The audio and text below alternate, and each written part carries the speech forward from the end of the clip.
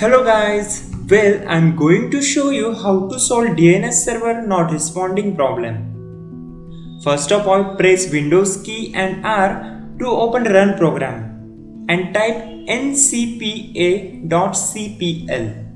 This will open your network connections. So right now my system is connected with internet through Wi-Fi connection. Then you have to right click on it and select properties. This will open Wi-Fi properties.